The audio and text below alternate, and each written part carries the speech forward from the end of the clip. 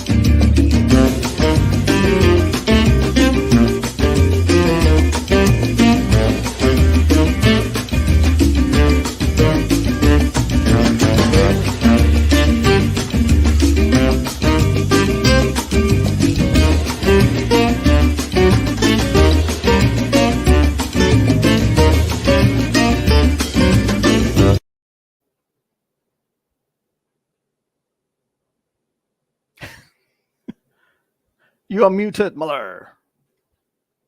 Good evening, go Ashok. Good evening to you, Muller, and for everyone who's tuned in. You may have seen Shamani's face. I'm sorry to disappoint you, but I'm taking over her for a couple of weeks now until she gets back. Yes, yes, yes. Yes. We've decided to just send her for a holiday because she's getting her work-life balance back. But Ashok, thank you so much for stepping in and making our show so lively. Um, I mean, really, really, thank you very much. So, welcome to the No, thank show. you. First to Ashok. So, this is going to be this is supposed to be your first time you go live, but then you were very maneuvered last week. You came in and helped. You stepped in. Yeah, yeah, So I remember that one. Yeah. thank you for doing that. And for some reason, we are matched with colors. I didn't tell you that I'm going to wear green, right? You have a green tone. No, no. Okay. So usually we go like good morning, or sorry, good evening. This is Malaysia, and you go Singapore. But I think you have a heart towards Malaysia, so I won't do that to you. And we'll need your good spirit in the next couple of weeks. Now, so this week, Ashok, I think we have someone. For me, he's really special because Okay. he's a client. He was a client of mine, right? Hmm. And what was really interesting about him, and I worked with him, is that he's so super brilliant, deep thinker. And I realized that this guy was very special. He came in with more than 20 years of experience. Of course, I'm Hmm. talking about Vaclav Koranda. Hmm. I had to spend a bit of time learning how to pronounce his name, which is what is love? What's love? What is love? What's love becomes what's love, right? Right. And I realized that he was really different because I suppose I'm very biased towards people who do psychology, and he has a master's degree in work and organizational psychology. Brilliant Hmm. guy, and very simple, down to earth, objective, and humorous. Plays the violin, right? And what's amazing about him, he continues to keep learning, which is Yep. why today we are really, really very excited to bring him. Well, all the Hmm. way from Czech, but right now I heard he's lingering around Asia. So let's find Okay. out where he is and how he's going to help us learn. So let's welcome Václav. Hi, good evening. How are Hi. Hi, you? what's love? Hi, where's the fabulous guy you have just introduced? I would like to listen to him. I want to see him. Where's he? Who's he?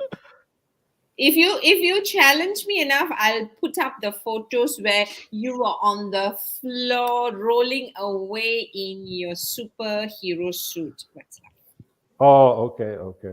All right. All right. I Yeah. remember that And one. yeah, you remember that, right? So yeah, thank you for saying yes to us. Tell us, which part of the world are you joining us from? I'm currently in Phuket, actually, Thailand, not Oh, far from you. nice. Nice, nice. Okay. All right. So thanks for joining us. And how are you? How have you settled in Phuket? That you're, because you seem to have a very interesting background at your back. What's happening? Well, it's sort of like all the events that happened in the past 3 years, including COVID and all that, and um, in, back in 2019, I think my company at that time decided to shut down, and it was quite tough to manage during all the lockdowns and everything like that. And I, when once it was finished, I realized I was not really able to make any like long-term plans. I'm normally quite an organized person, so I like to plan like 1 year ahead what's going to happen in my life.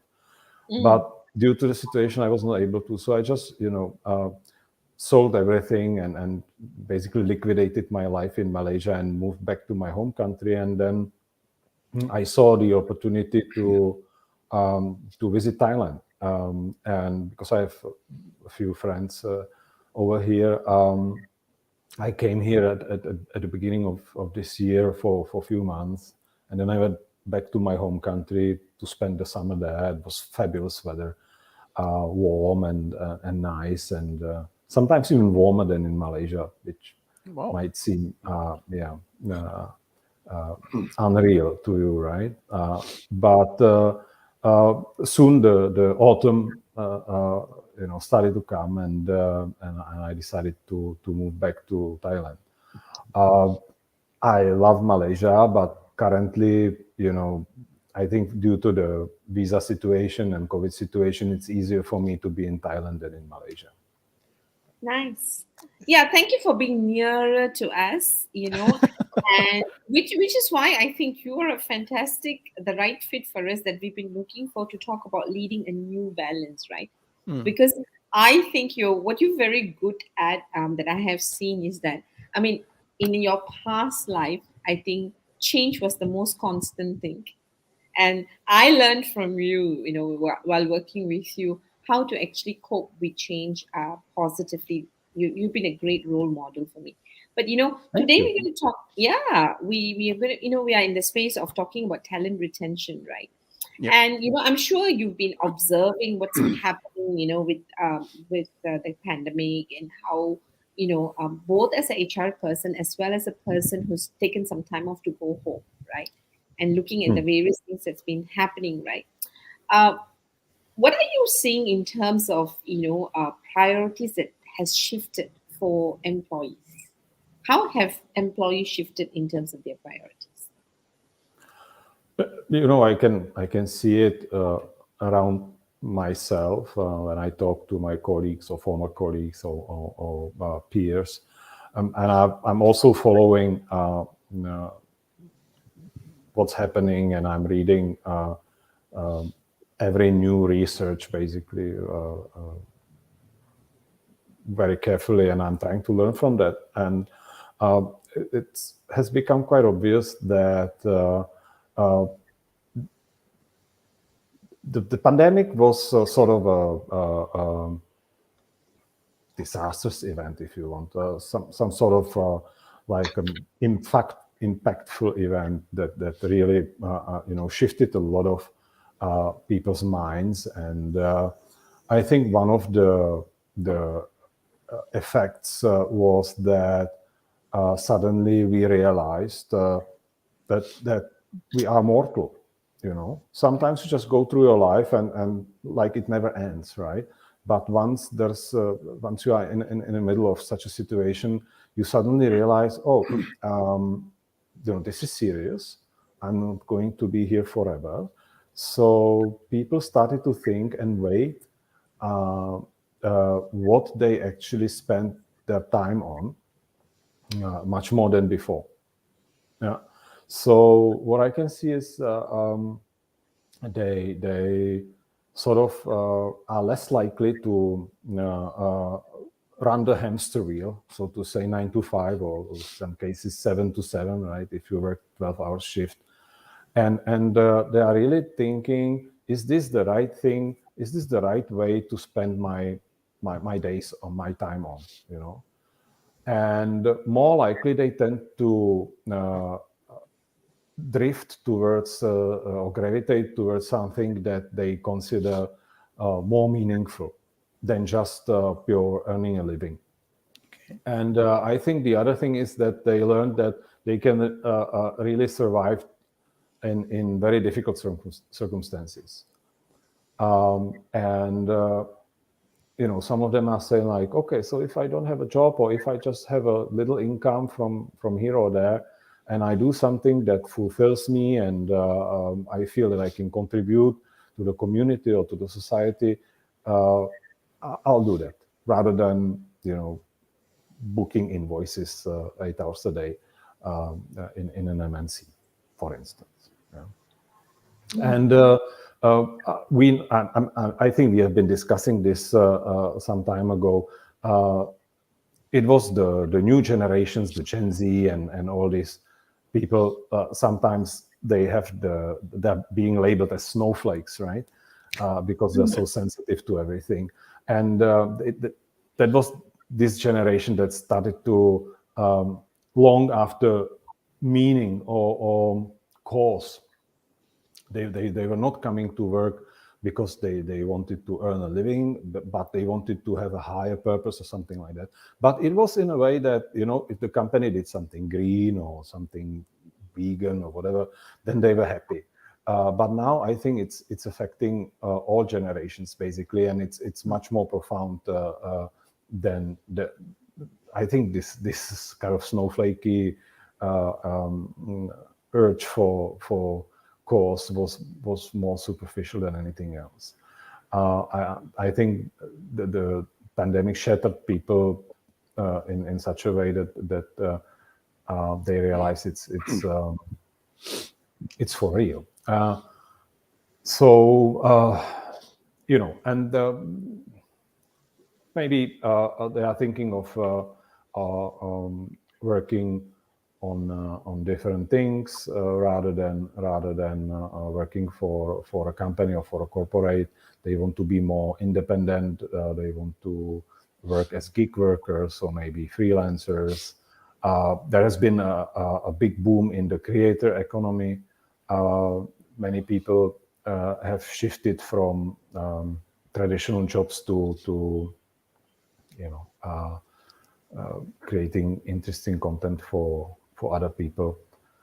And I can also see that people want to have better work-life balance, and also it's connected back to the mortality issue I've already mentioned, and they want to feel they I think prioritize safety more than before. Safety in terms of physical safety, health. All right. Thanks a lot for that, Vaclav.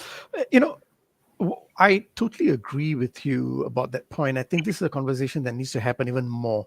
The pandemic struck all of us. If you've been living in Mars, you may not know what has happened on Earth, but yes, all humans have been affected, in one form or the other, and we all had started re-looking what are our priorities. And what I'm hearing from you, Vaclav, is we started to realize we are vulnerable.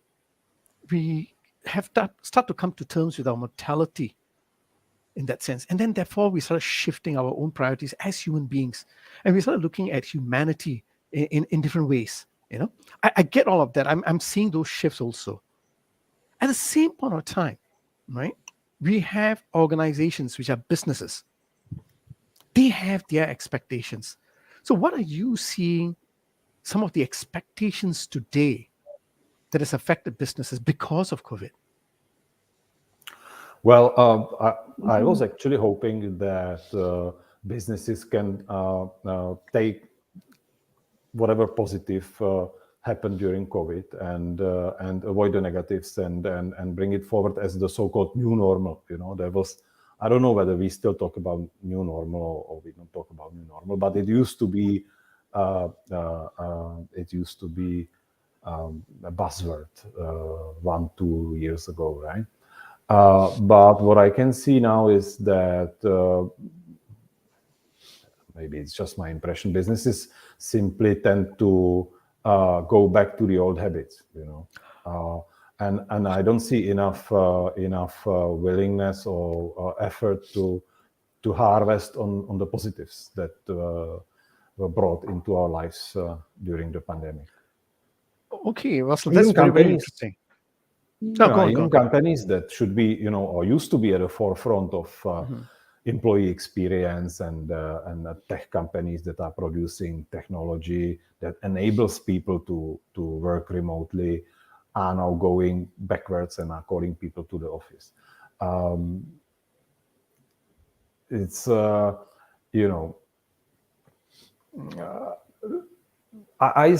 don't really understand this apart from what is it? Inertia. Inertia is a strong force, right? But in my previous company T Systems, we basically managed to turn 200% remote working in 1 or 2 days when the first lockdown came. Okay. And in terms of KPIs, the production KPIs were the same as before. There was absolutely no impact to production KPIs. And the only value went up, and that was employee engagement. We had some of the best results in employee engagement survey, which we ever had, all times highs. Sure. I think because, the people were grateful that the company did not cut their salaries and that they still could have a job and they could go on. And that was a big eye opener for me because was something which no one actually thought would be possible. Okay, I like to carry on from what you mentioned earlier, because you seem to be quite passionate about what you just mentioned. You feel that companies should learn, but you had a very big but and a pause, and you said, but they're not learning from this event, right? What are the reasons you think they're not learning from these events? This event, not even these events, yeah. To be honest, it's a bit of a conundrum, but maybe it's just human nature that not everyone is a great learner, or I don't know. Mahler is a trainer. You can tell.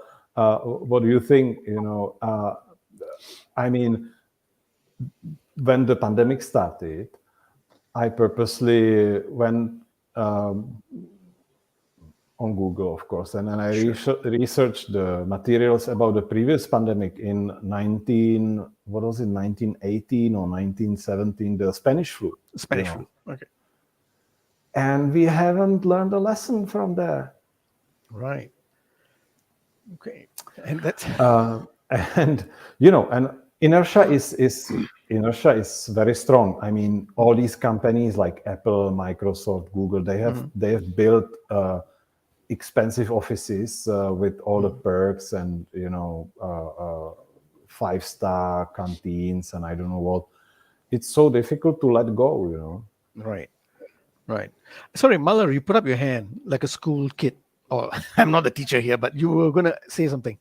Yeah, because he put me on the spot and asked me, and I'm trying not to get into my mode of talking, right? Because then I won't stop. I don't. I want to really listen. Okay, I'll have to stop you then. No, yeah. That's why I'm trying to behave myself. Now, what do you think should be the lessons that we should be taking? What is it that you think? Because you said we're not taking on the lessons, and I totally agree with you, right? Because the kind of things that we said during the pandemic, again, I'm referring to Google and social media. We talk about living our life differently, right?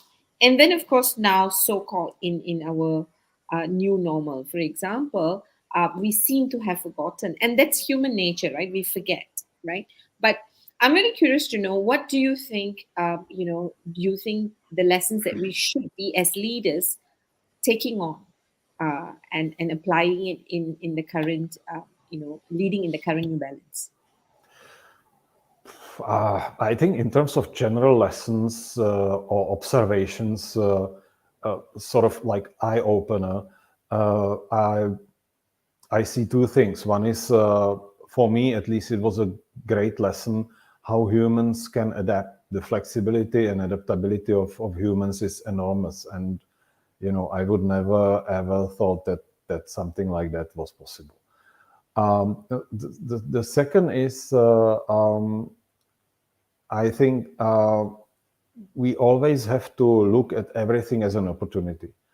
And even the worst thing can bring opportunities. And I think COVID brought a lot of opportunities in terms of digitalization, automation, and basically enabled our businesses in enormous way to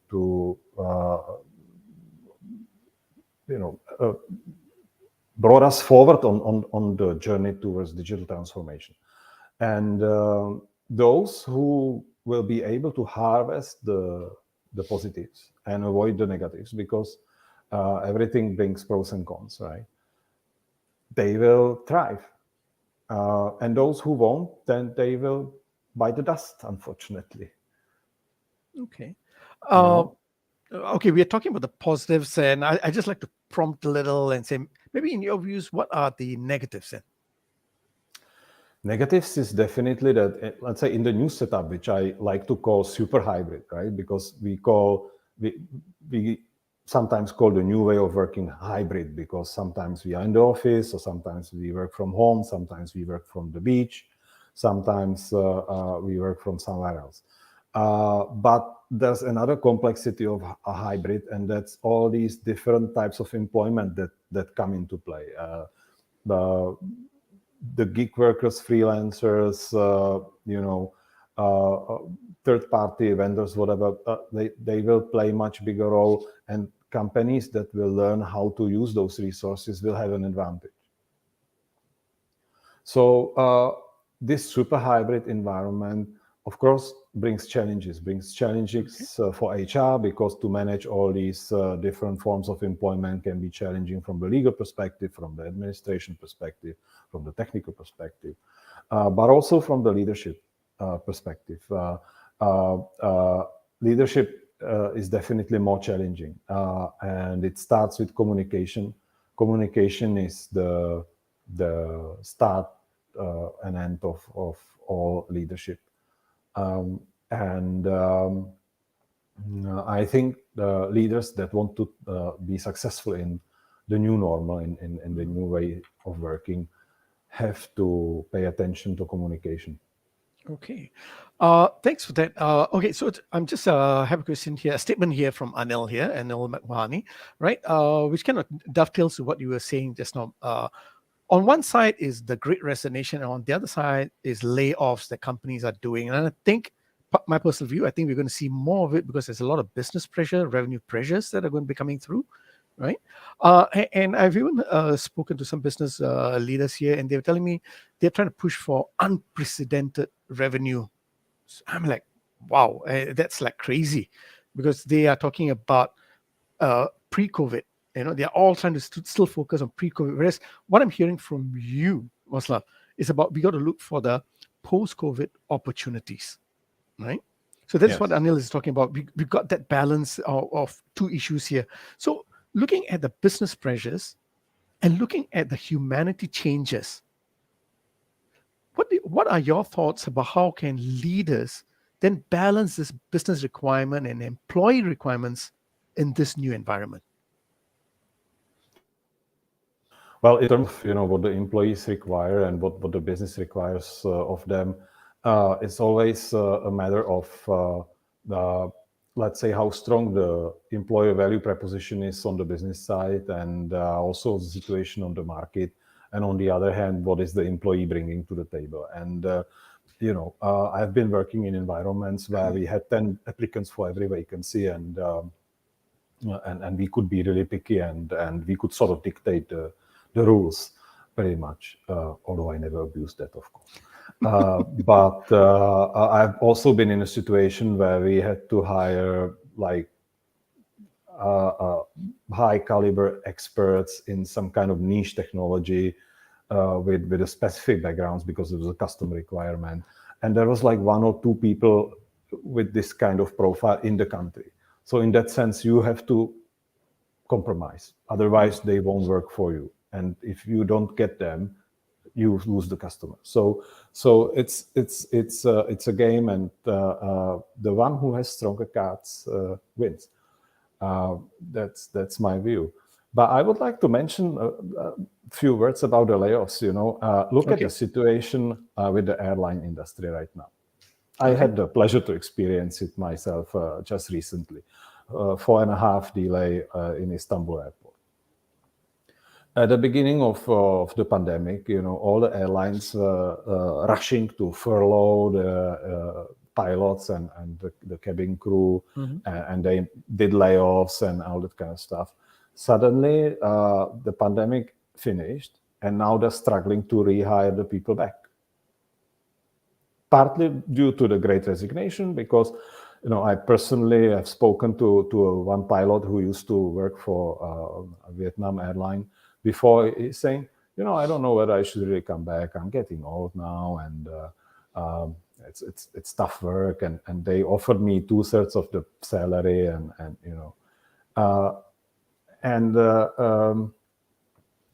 second is, whenever we do layoffs, we should pay great attention not to burn the bridges. It's not just about laying off people, but how you lay off the people. You never know when you will need them again. And now it has proven 200% with the airline industry. So this kind of dovetails also into what you talked about earlier in terms of communication, right?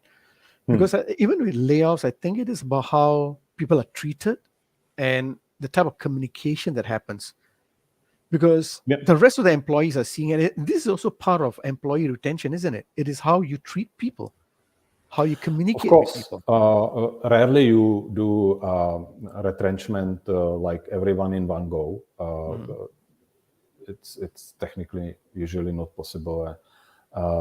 And the way how you treat the first wave of layoffs will affect the ability of the rest to continue with the business as long as it's needed. So, we have been managing the layoff for like 3 years in T-System, and luckily I think we did quite a good job in a sense that all the KPIs and everything stayed intact until the very end, and we only got I think 3 court cases out of several hundred. So I think it was a good outcome. Okay. And Anil has agreed with you about not burning the bridges. Thank you for that, Anil. Muller, you are anxiously waiting to ask a question, because I can just take over totally. You go ahead, because I think what I really like about what Slav is actually basically saying is that he is whether it is in the retention of talent or in the laying off, right? He's helping us to think about how we treat people along the way, right? Because that's right. On one hand, you can say you really care about people, that they are talent, but are you only appreciating talent when you need them? And when you don't need them, how are you treating? Because people are going to remember how you treated them. And what's worse is that whether it's layoff or salary, cut that people have gone through during the pandemic, right? People will remember how other people were treated, right? In fact, if I can just share this story. Recently, I was talking to a top talent, and this guy is really top talent. The organization has been trying to retain him in many ways. And so when he wrote to me and he said, I'm moving, I was kind of shocked, because I've been working with him for, 7 years, if I remember correctly, right?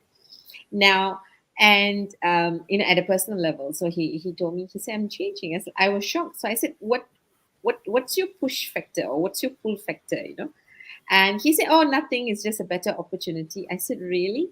And when we actually caught up, he said this, right, which was really interesting for me. He said, I saw another person who was a non-talent, right, who has been contributing to the organization, being treated badly.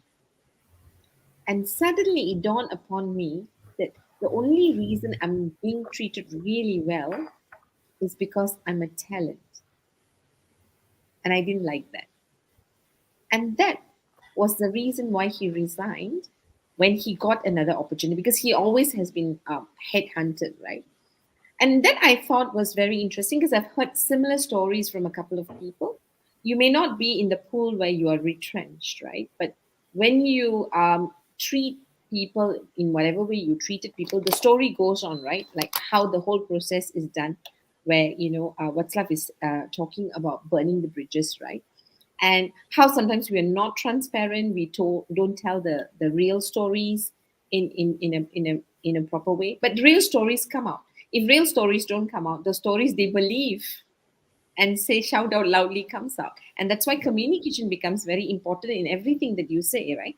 Because as a leader, if you're not a great communicator and you don't communicate things well, if the stories don't come out in the right way, then what's going to happen is going to affect how people feel and then their reaction and stuff like that. So I thought that was really very interesting in this, in what we're talking about the New Balance, right? Because we are now trying to bring in two things together. Organizations or businesses, looking at how to not just jumpstart, but we are trying to play catch up on one hand, which means that we are probably expecting people to work harder. And mind you, during the pandemic, people were already feeling that they didn't work any less harder just because they were home, right? So I think we are forgetting that is one. And on the other hand, what's really interesting is that employees are beginning to really appreciate their work life balance, new priorities, as what's put. And I don't think we are, going towards the same space. It seems to me like, they're on the opposite side, right? And because they're on the opposite side, I'm just wondering, what is it? I didn't have a question until I started summarizing. Sorry. So what do you think leaders are missing out in terms of knowing what to do at this moment? Because I think all this information is out there. We've been talking about it, we've been reading about it, right? That's love. But the moment we get on the bandwagon of the red race, or being pushed for numbers, or having to hit KPI, not hit survive, but trying to make up for the 3 years, right? So and that's what is happening, becoming a faster red race is what I'm seeing, right? What do you think leaders are missing out in terms of leading in the New Balance? When it comes to leading in the new way of working or something like that, right? I was thinking about it actually since our last conversation on Monday, I think. And one thing is definitely that back then in the medieval times, let's say, work used to be physical, right? You were tied to one place, and the time and place was significant when it came to the definition of work. You had to take the shovel and go to the field, or plough the field, or plant the seeds, or whatever not, and it required time. And if you were not there, you could not do that. And that was the end of the story. And then with the start of the Industrial Revolution in the 19th century, it sort of started to drift apart, right? And now, before COVID, let's say, when in the 20th century, the whole service kind of industry developed, and the jobs that are no more physical, right? Like, how do you measure a performance of an accountant, right? You can watch the accountant whole day, and you never know whether he or she is productive or not. You can only see when the audit comes, and then you see everything is okay, or there are some glitches, or some invoices posted wrongly, or something like that. Then you only realize whether the accountant is working well or not. And then COVID and this hybrid working and super hybrid has totally destroyed the paradigm, the traditional paradigm of work. Now you can't even see the people. So I think that's now difficult for the leaders to digest. Before COVID, they sort of developed, at least I think the good leaders developed the sense of like, connection with the people and whether they are working well or not working well. And even without, just sensing the vibes. You could tell whether the person was working on something or whether they were just chatting with someone on a messenger app or something like that. So now they don't know how to do this because it's a new situation. I believe there are ways how to deal with it, even in the new setup. But the leaders have to learn. And in that sense, I believe that emotional intelligence is the key. How else you want to do it, And then we are back to the old problem that leaders are usually promoted based on their technical abilities and they are lacking the EQ. Yeah. Thank you. I will consider that a I promotion knew to. you would like it. I don't like it either. You saw me jumping, right? No, but you see, I think that's the what when I work with managers, especially during pandemic, what I realize is that managers or leaders who had a good working relationship and good people skills, i.e., good leadership skills equals to good people skills for me, right? The softer skills, those who already were building relationship and were listening into the people, who understood, who had a relationship with the people, didn't have too much of trouble transitioning, because whether it's face to face or virtual, they had an existing relationship. Then I saw some managers who realized, hey, I realize I don't know my people, who actually took the trouble to build a relationship consciously during the pandemic. And there are some who were very happy that they didn't have to manage the people because people were working very autonomously, right? And they didn't pay attention to people's skills, right? So what's really happening and what you're bringing about is really going back to really what is the requirement of what skills do managers need today. Because I think the major difference is this, right, in what you're saying. In the past, when I see people around me, I assume that they are working because they're physically present there. And we all also have seen in organizations, however relaxed people are, when boss walks in, we just focus harder, generally speaking. Some even don't that, and then they Yeah, suffer. right. I mean, that's the feel that a Why boss should I brings in. pretend in front of my boss? Yeah, I don't right. feel. Yeah. So, but today they are not able to see, right? And I think if we thought we were managing, i.e., controlling outcomes by controlling behavior, right? Yeah. So how do we now transition? What do we need to let go? How do we let go of this control that we've had all these years? I just give you two examples. One is a recent research I saw in this context, and that was about productivity in the office. And actually, that research was actually done before COVID, but it just popped up during this time because of all these consequences and all this. And it said that an average office employee is only productive like 3 hours a day. So it's a misconception that office employees are productive 8 hours a day. They're just present there. Yeah. Um, so that's one thing. And then the other thing is, I had an interesting conversation with a CEO of an IT company in my home country just recently, and we were sharing the experiences we made during the lockdowns, and how we managed to muddle through.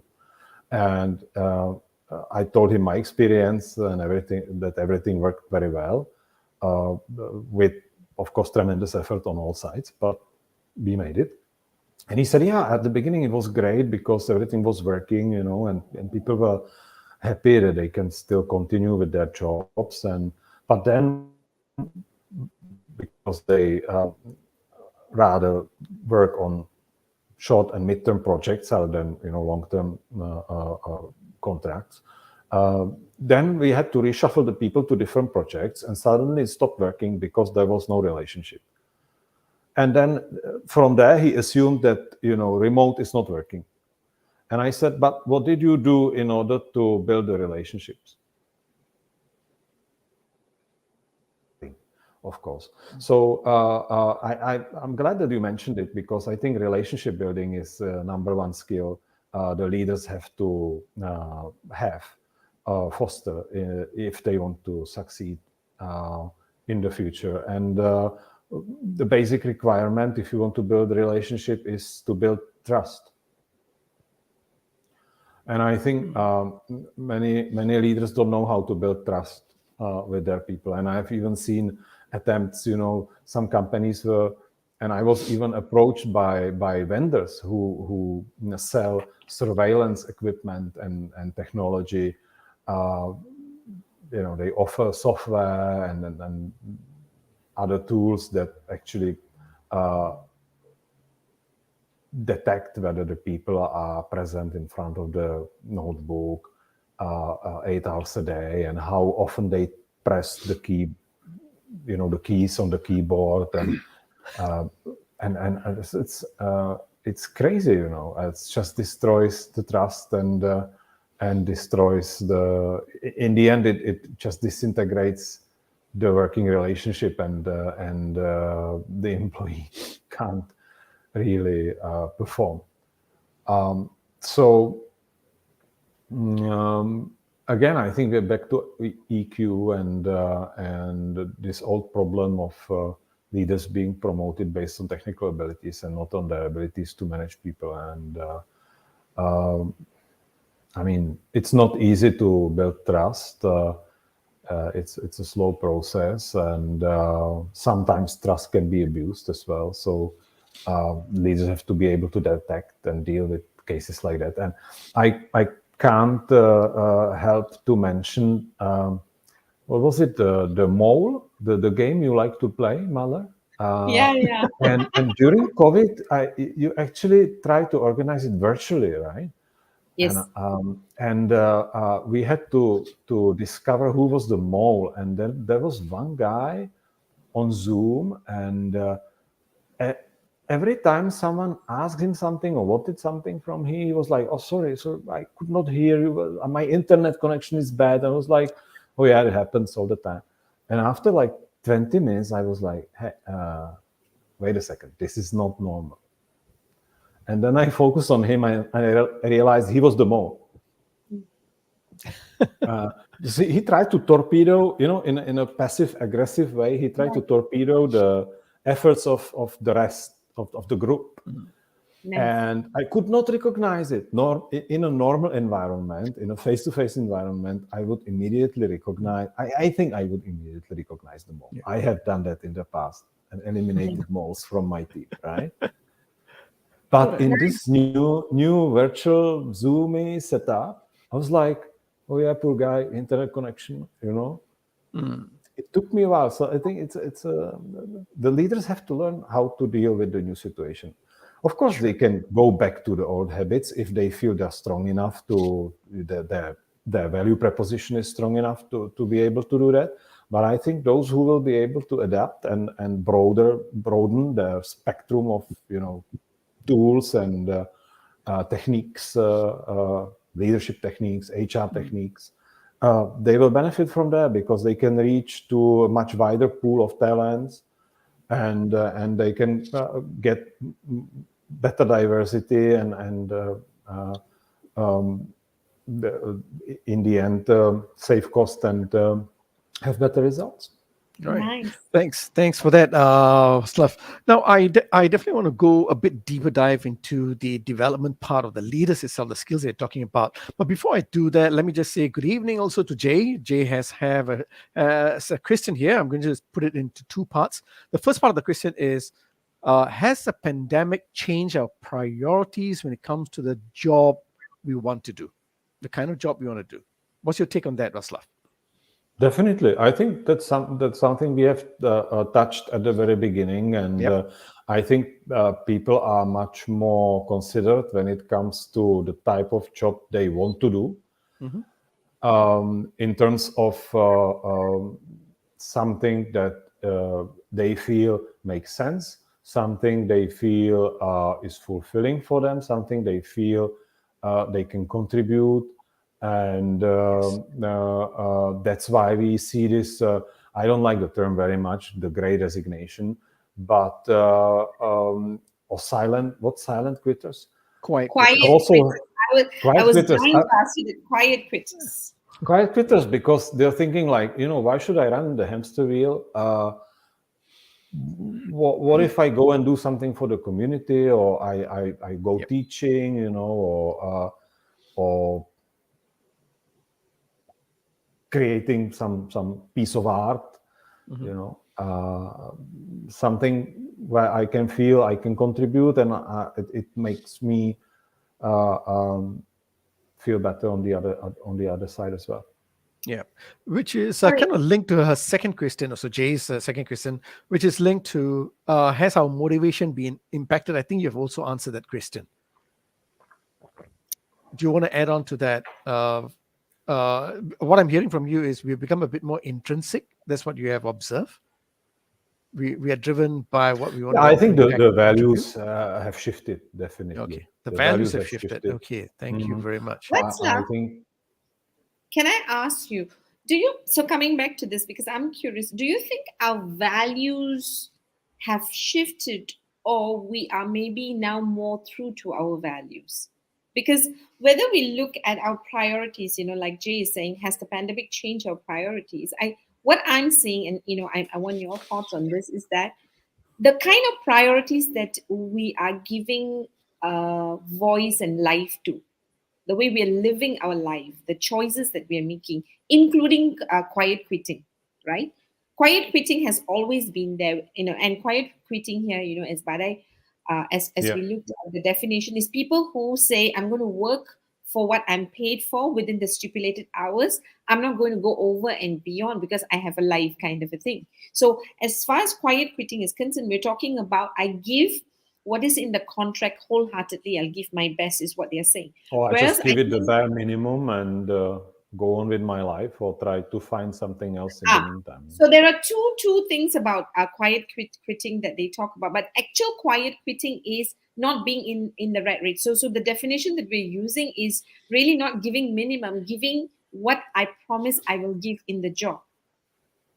That's quiet Okay. quitting, the definition. So that because there's so because if you look at giving minimum, I mean, for me that's totally non-acceptable, right? Because you're not fulfilling your contract by giving bare minimum, right? So it's giving your best, but what is stipulated within the contract of employment. That means I won't do additional hours. I won't do over and above what is required by the job, which was a norm pre-pandemic. Everything has, you have to go over and beyond and get into the rat race. So anyway, so whether it's Yeah. quiet quitting or It's you want, all. This is all very non-tangible. Whatever is written in the contract and job description, I can tell you I've got my job description, but to be honest, I never. I maybe read it once, and that was it. yeah, And the real life, the real working life is much more complex than that, and that's why I use the term bare minimum. Bare minimum in terms of to keep the stakeholders happy, but not to do anything above. As I think we're not too far apart. yeah. I think we need one session just on quiet quitting, because I think there are a couple of things that is coming through quiet quitting. I'm going to just park Yeah. that away, right? But I want to come back to Jay's question as to, so assuming we're using that context, people are giving what they're supposed to give in the work contract, right? And with all the things that you've actually said about how, even if you talk about in terms of priorities, what people are doing is that they've been making noise about not having work life balance. They've been making noise about not being heard. They've been making noise about a lot of things, but they stayed on the job. Today, what employees are doing is that they are saying, now they say, I'm going to live by the priorities that are my priorities. So has our priority shifted, or are we now more courageous to act on our priorities because we've become clearer during the pandemic? Well, yeah, I think you're right in that sense because for instance, people used to say, "Yeah, family, my value number one. I do everything for the family," and then spend 20 hours on the job, right? But nowadays, if they have to spend 2.5 hours in the traffic versus spending 2.5 hours extra with the kids, I think they weigh much more carefully than before. Mm, yeah. So Okay. so yeah, maybe we are more true to our values due to the uh, Pandemic. shattering. Shattering. Yeah, Yeah. I mean, I, my take on that is because during the pandemic, you probably moved to ground zero of losing everything that's valuable for you, including the uncertainty in the job. many And then, people lost their jobs completely. They had to go back to balik kampung, and just ask the family to support them and eat some rice leftovers and yeah, yeah, yeah. true. okay, I have a slightly differing point of view, Muller. Uh, yes, I think people have looked at the values that have shifted, like what the Basler started an hour ago, right? Telling us Mm. we all became more human. We started looking at what is important for us, priorities and all that. But your question is, do people have the courage today to live that value? I personally don't think all of them have that courage. I think the structure, the environment where they're at, right? I mean, this could be an excuse. This could be an excuse, but I think a lot of them are not courageous because that's a narrative in the whole culture, in the whole system, wherever they are.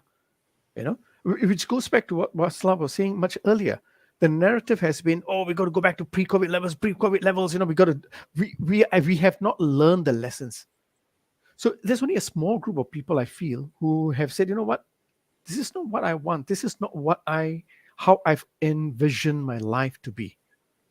And then they're taking the courage with the financial resource or without the financial resource, they want to be true to themselves. But I see majority somewhere within have been impacted, affected, but don't have the courage to move forward. And I think this is where the leaders are having a problem now. Because Václav has given us a list of competencies or skills that they need to build, right? He spoke about communication, treating people as people, the trust, leaders lacking EQ, right? He spoke about all of this. But how many of them have the courage to actually take on that important characteristics and show up and display that as a human on a day-to-day basis? Thank God you're asking this question to Václav. True. I think it's the whole basis of the quiet quitting, right? You want to quit, but you don't dare to quit, so you quit quietly. Yeah, fair enough. And Václav, we had a good conversation with you last week about the balance. And to me, I see the leaders are the fulcrum in that balance. And you said EQ is extremely important. I totally agree. I mean, I'm sure Muller definitely agrees, having got 20 years of experience behind this. But in your view, Václav, how many leaders see this as an important priority? From your experience, when you have noticed, looked around, how many of them say, you know what, I think I really need to have that deeper level of empathy, emotional intelligence? Well, to be honest, I know this is a bit controversial, but I don't We see love many. controversial. I don't see many that are really capable of such a reflection, and I believe that a great leader always must have a great mastery of EQ. And Agreed. throughout my 22 plus years career, I have only met a handful of good leaders. Agreed. That speaks for itself. Agreed. And this is where this is what exactly you were saying, Václav. This is what needs to shift, right? If we have not learned from the past, right? If there's one thing that we need to learn going forward for the future, the uncertain future, is for the leaders to learn how to have more deeper level of empathy, understanding the emotional self even better. Because once you know yourself, you'll be able, you're in a better position to be able to impact and drive the true performance of your teams.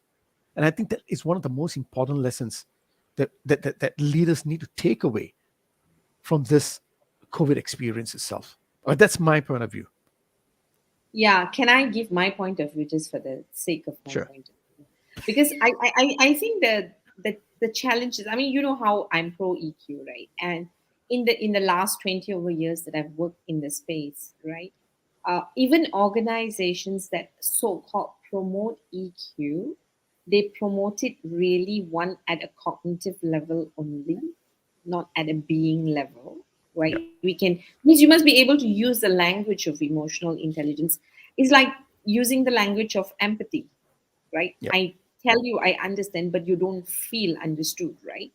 And I think even before we talk about the type of leaders, right? I think it's very important for us to understand the culture of the organization, right? So we will attract and retain people based on what and how we measure their performance. So, if an organization is only looking at results and profitability, that means they know what they're going for, but they don't care how it's achieved. When I say how, when we don't care about people, we don't, right? When an organization is just going for results, they will not employ people, leaders who are emotionally intelligent, because leaders who are emotionally intelligent, or leaders who are matured, who understand people and understand humanity, right, and how to deal with people naturally, right? If you attract people like that, that will initially slow down your progress. And here we are in systems where we bring in leaders and we expect them to get results in 6 months, 1 year, 2 year. Otherwise, you are out. And a punitive culture where there's no psychological safety, right? So you are only going to be able to attract leaders who can do that. And with emotional, if you become aware of yourself, if you're value centric, you can survive in a space like that. You can't produce the results by being nice and talking to people and listening and understanding them. You can't, right? And so for me, while and that's why, Ashok, when we started our leadership in flow, we find that Shamini and I felt that there's so much of pressure on leaders, especially good Yes. leaders.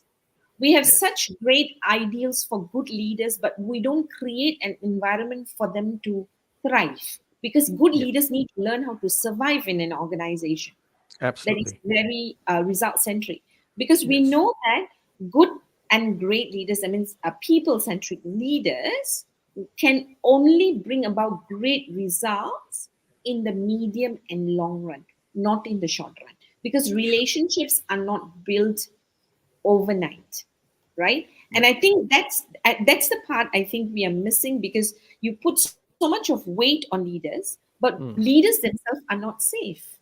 When Yep. leaders don't feel safe to be who they really are, how do they then can make people feel sick? So I don't think it's just about skills and emotional intelligence. I think the organization need to now be really, really be purposeful. Number one.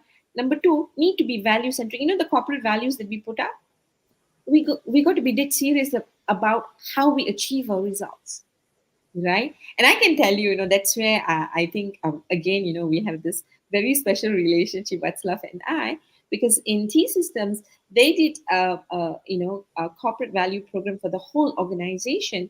And people are empowered, because not only you tell them why we do what we do and how we make a difference, but we also, people are also very clear, this is the identity of the organization. We will not compromise, Yep. non-negotiable. We will not compromise our values to get that, right? So i Okay. i just thought, I needed to add that in, to say that let's just not put it on the leaders unless Yep. we are willing to create and measure the right things for the leaders. Sure. Thanks Yeah. a lot for that, Muller. what gets Yeah. measured gets done. Okay, Václav, sorry, I took your No spotlight. worries. And Jay has agreed with you, Muller. She said spot on, Muller. And welcome, Chris Anthony, from all the way from Nottingham, UK. He said it's a very interesting discussion, thought provoking. Love that, Chris. And we have come to the end of our discussion. Sadly, I know. I just want to carry on with Vaslav, you know. Yeah, I know. We need But another but session. thank you very much for this, Vaslav, because you started off by telling us, yes, we all have been impacted by the pandemic. We all went deeper within to understand our mortal self, our humanity itself, and that shifted a lot of priorities. And what we, till end of the discussion, what we saw was the importance of leaders to understand that themselves deeper and how organizations can help them, right? And measuring the right values and supporting the right values so that we as leaders can show up in an authentic manner, right? Yeah. So thank you very much for that, Boslav. And yes, Amalar, you may want to say something before we wrap up. Oh no, I'll give you 30 seconds. I'm yeah, I counting. know. I'll ask that question. What's love before you say any last things to the audience, right? I think a lot of the things that you've said is in the space of well-being, right? And last thoughts as you close and leave our audience, right? How do we now lead in the new balance to give? How do we actually, as leaders, discern to know what really is well-being that our people require, right? And your closing statement. Well, I'm not sure we have really space to discuss well-being. Well-being is a broad topic, and what we have been talking about just now is not necessarily connected to well-being. I mean, working from office can be well-being for someone, versus working from home can be very stressful, and so on. I don't really want to get into much detail regarding that, but in terms of if there are any leaders who are watching this program, maybe there are some. Just be brave, be bold, be authentic, and be human. Be brave, be bold, be human. Wonderful. We're gonna use that and send it out to everyone. Be brave, be bold, be human. Be authentic and be You can human. fine tune it. Yeah, Yep. says Václav. So Václav, thank you very much. I think yours was, I don't know whether to say golden diamond nuggets, but I mean, seriously, I think you've got us to think about things that is not very, very popularly discussed in terms of context of the kind of challenges that we are experiencing post-pandemic. So thank you very much for your courageous, brave, bold, authentic human thoughts that you've left us with. And, I really hope to reconnect with you. I've learned a lot as usual. So thank you. Wishing you all the best. And I really hope you accidentally land in Malaysia for good. So that will be my No, better hope. still, Vaslav, I'll meet you in Phuket. Okay. Oh, I have a really? passport. My pleasure, my great pleasure to be your guest, and you have been wonderful hosts. I'm looking forward to see you face to face again, either in Malaysia or in Phuket. Okay. He didn't say If it's Phuket, Singapore. then I prefer the high season, like November onwards. Nowadays it's raining quite a lot. All right. Thank you. Thank you, Václav. So, as we say, thank you very much to my dear friend Václav. Aha. And we put Ashok Bear where he belongs. So, Ashok, so tell me, quick summary of what was your greatest inspiration from Václav? Be bold, be brave, be human. And that's Be a way to be. authentic. And be Yeah. authentic. And that's a way to be going forward in this unpredictable world. That's a Wow. balance that we need to find. We got to treat people as people. Nice. And that's how we get the best business results and best performance going forward. Thank you. And that's an evergreen wisdom, which is why, we had managers and we say people are our greatest asset, but we got derailed Yep. by what we say we believe. And I think what the current situation is doing, from all our speakers that we've been having, and today specifically with Václav, is that, we need to really, put our hearts where it really belongs. Our hearts need to be in the place where it's supposed to be. Yep. And what's happening is, with all the situation that we're talking about, perhaps we are being pushed to do the right thing because we haven't. All right. With that, Ashok, thank you for being such a No, wonderful thank you. co-host. Really, thank you very much, and thank you for everyone who has joined us. Chris, specifically Chris, Jay, Anil, Anil. who Yep. contributed with the questions and comments. Even though there were some, I don't know whether to call them quiet quitters, but silent observers on Observers. LinkedIn. Silent observers on LinkedIn. I hope you've enjoyed the session and learned as much as we can. And we will meet you next week, same time, Yep. same co-host, different places, with another very interesting guest who hopefully will give us help us talk about things that we don't talk about. Till then, this is Malar from Hearts and Minds signing off from Kuala Lumpur, And and Ashok. Bye bye. bye.